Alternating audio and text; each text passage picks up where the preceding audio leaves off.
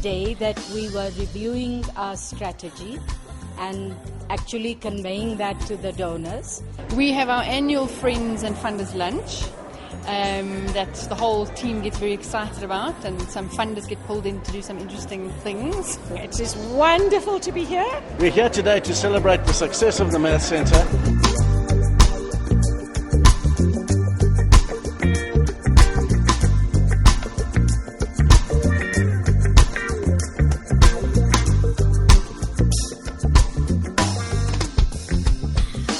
And really to say thanks to all the sponsors and the people who have provided the ongoing support. We take the opportunity to say thank you for all that our funders do to support what we're trying to do to uplift education in South Africa. I'm here to celebrate with the Math Centre because we have a long-standing relationship with Sharon Jeet and all her amazing people who work in the Math Centre. There are departments of people, there are friends, there's donor colleagues, there's prospective donors, and all the different peoples who are partners in our performance. So my name is Yvette, and I'm your MC again for the 4th year in a row.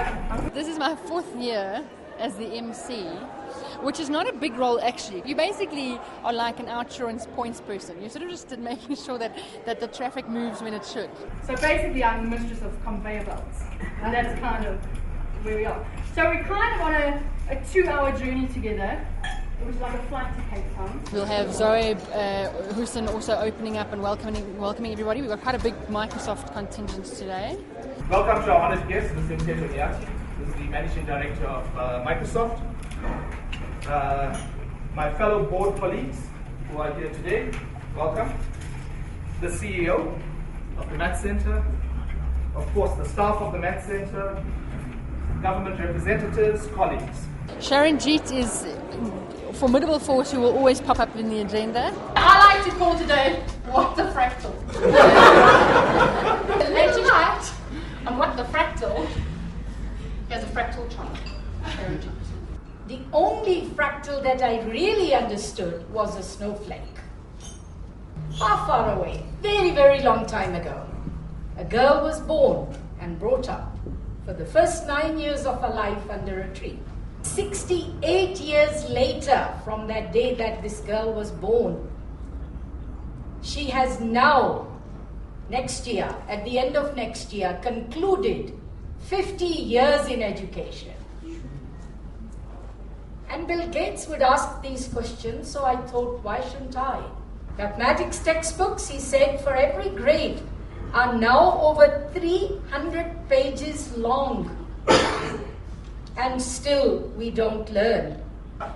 5 years from now, he said, you'll be able to get the best courses in the world over the internet. The issue will be accreditation.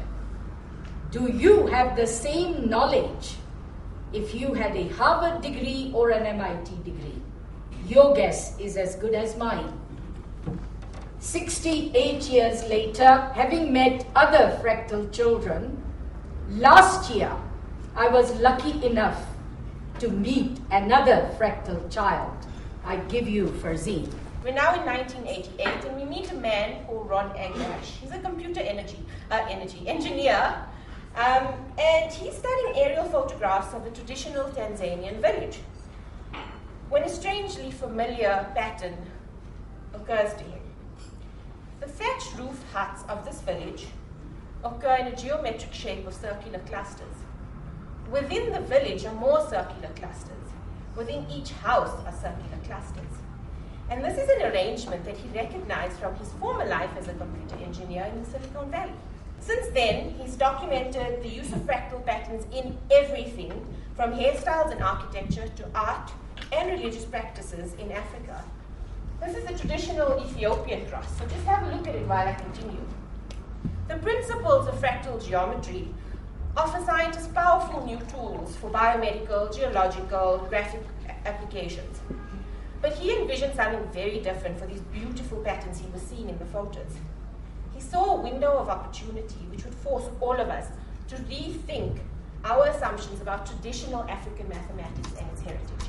But as you can see as well, there's some interesting shapes around the courtyard. We're going to be building something, you know, the usual activities that make this kind of event special. Now this year we're going to do some fractals, and you've seen the fractal structure which is drifting in the atrium, and those lovely green pieces on your table. It's not a placemat, it is a fractal.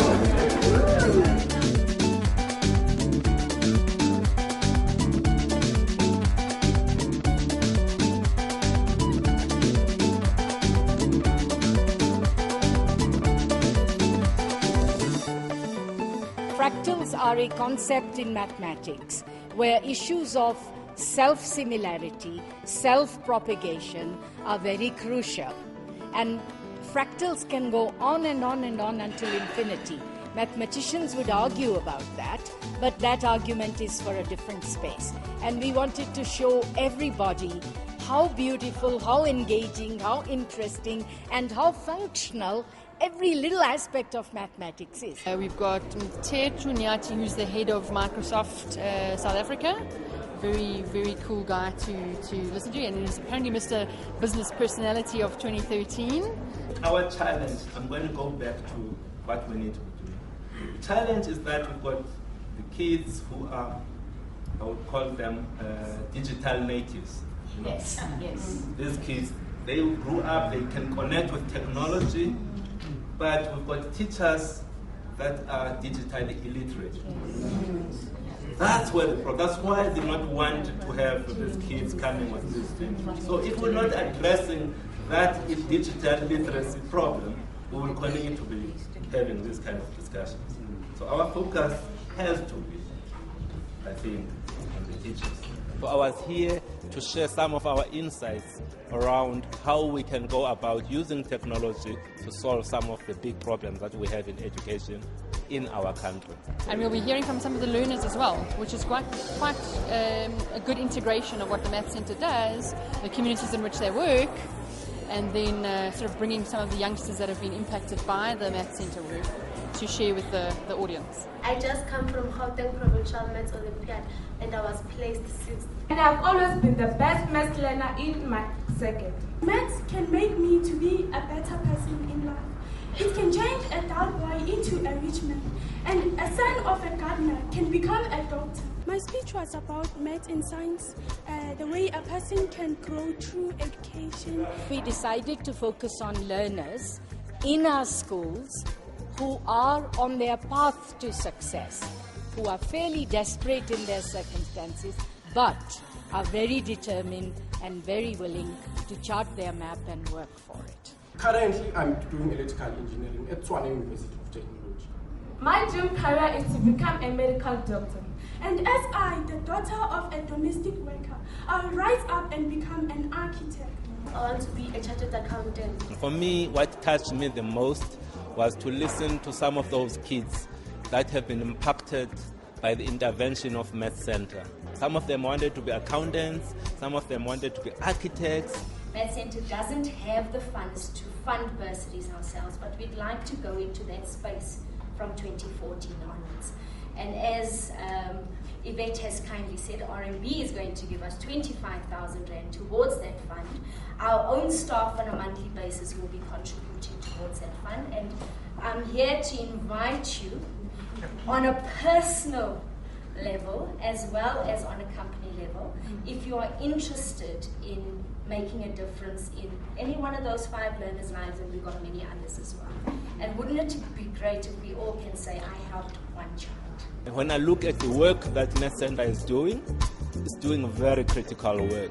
We need to be talking about this work so that many more companies can support the good work that they are doing. What always amazes me attending this function is the positive feedback I get from the funders about the quality of the projects that are taking place out in the environments in where we operate. We've been involved since the Math Centre was founded in 25 years ago. We are growing from strength to strength. Our key drivers are quality, impactful education into the rural areas, and these are our principles and we stick by them, and we're getting better year by year as we deliver this kind of content into those areas.